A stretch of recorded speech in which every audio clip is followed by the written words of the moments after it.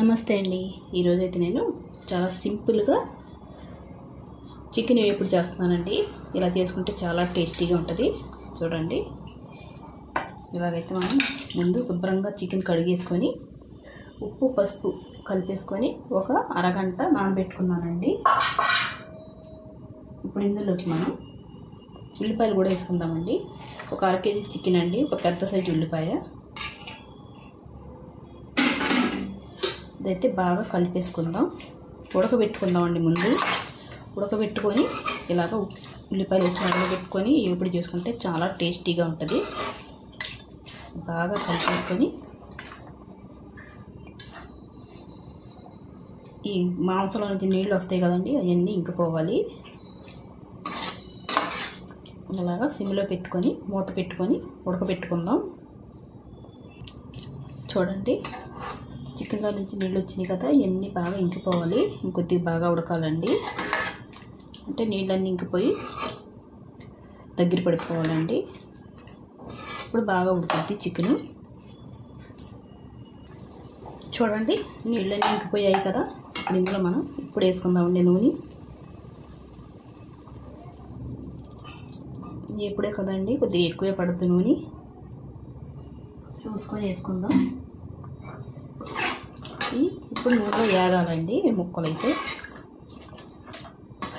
బాగా కలిపేసుకొని మూత పెట్టుకుందాం. చూడండి, ఇలా వేసుకోవాలండి ఎర్రగాని.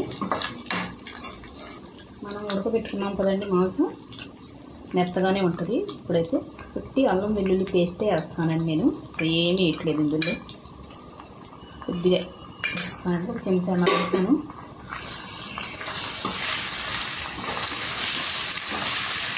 మసాలాలు ఏం లేకుండా ఉట్టి అల్లం వెల్లుల్లి పేస్ట్ తోటి చేస్తున్నానండి నేనైతే పచ్చి మసాలా ఏం వాడట్లేదు అసలు. ఇందులో అయితే గరం మసాలాలు అన్నీ ఉంటాయి కదండి, ఏం లేకుండా వేస్తున్నాను. ఇది అయితే కొద్దిగా వేగాలి. చూడండి, అయితే నేను సిమ్లో పెట్టుకొని వేపుకుంటున్నానండి మెల్లిగాని. అలా వేపుకుంటే ముక్కలకి మసాలా బాగా పడుతుంది. దాని గురించి అండి. చూసారు కదా, ఈ మాత్రం నూనె ఉండాలండి. నేను ఇందులో వెల్లుల్లి లైట్గా మిరియాలు వేసి కారం చేశానండి. ఆ కారం వేస్తాను. ఆ కారం వేసుకుంటే చాలా టేస్టీగా ఉంటుంది. చూసారు కదా, ముక్కలు ఊరికే ఎరిగిపోతున్నాయి, మెత్తగా ఉన్నాయండి.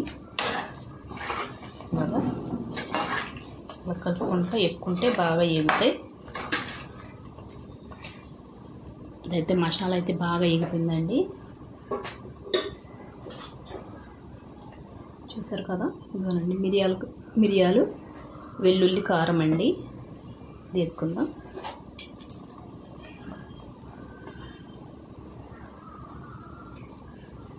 ఒక 4 స్పూన్లు అండి కారం, ఒక పాయ ఎల్లుల్లిపాయ అండి, 1 టీ స్పూను మిరియాలండి. మిరియాలు ఎక్కువ వేసుకుంటే బాగుంటుందండి. ఇందులో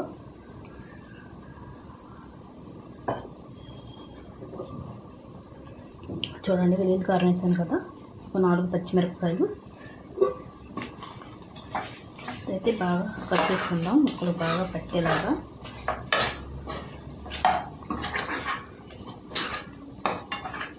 ఈ కారం వేగే వరకు మన నూనె అలాగే ఉంటుందండి.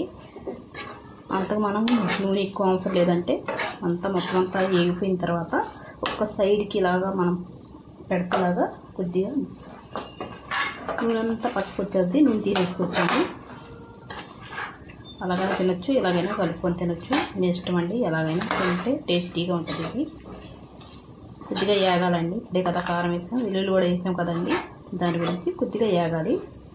ఇప్పుడైతే కొద్దిగా మూత పెట్టుకొని వండుకుందాం. సిమ్లోనే పెట్టుకునండి.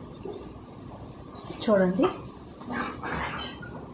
వెల్లుల్లి కారం అయితే బాగా ఎగిపోయింది నూనెలోకి. నూనె కూడా కనిపించట్లేదు, చూసారా. ఇప్పుడు మనం స్టవ్ కట్టేసుకుంటే నూనె అంతా క్లీన్ చేసుకుంటుందండి. కారం కొద్దిగా కనిపిస్తుంది. ఇంతేనండి, ఎంతో రుచికరమైన డిఫరెంట్ స్టైల్లో మనకి ఉడకబెట్టిన మాంసంతో ఫ్రై ఒకసారి మీరు ట్రై చేయండి. వీడియో నచ్చితే లైక్, షేర్, సబ్స్క్రైబ్ చేసుకోండి.